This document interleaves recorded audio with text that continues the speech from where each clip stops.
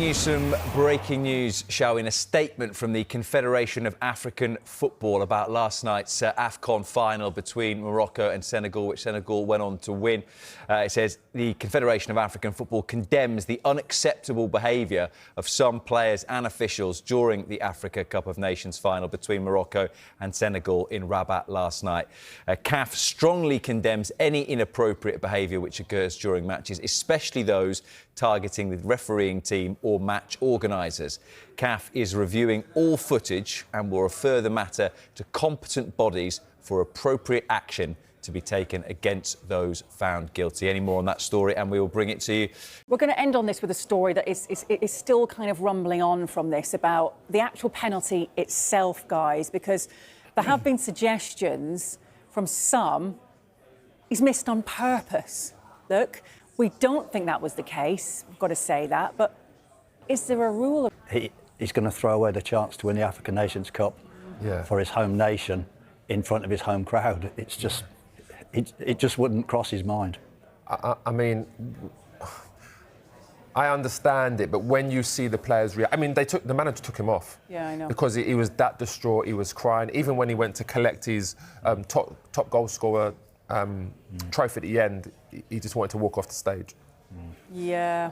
Look, on this footballing matter, what do you think of the decision for him to take a Panenka in that situation and that pressure? I would never. I mean, it took about, what, 10 minutes to even take the penalty. Like, there's no way that I'm going to stand there and do a Panenka. Like, again, like, you do it maybe if you're... I mean, we have seen some players doing it, like Pirlo and Zidane and people like that. But, I mean, I can't believe he done that. But I definitely don't think that he did that on purpose. No. Because you could tell by the reaction. I mean, I'll be surprised if he takes a penalty again in his career. Because that will give him nightmares for years. I mean, I've missed a penalty and I've hit it well. And in my mind, I'm like, oh, why did I do that? It's interesting to say about the time because I took the penalty for every team I played for. Unfortunately, I never missed. Really? But, no, not one. I need to look back at the record books here. Not one. But time's a big thing. And the longer you delayed me taking it, the more pressure you put on me. Because you second guess yourself. Yeah, and it's interesting. I saw a game once where a referee, he gave a penalty in a Champions League game, a real high-profile game. It's definitely a penalty.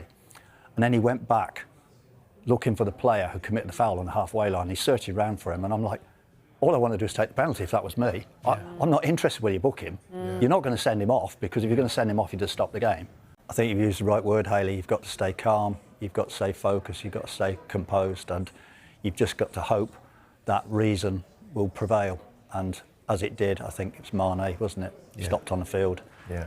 He convinced the players to come back.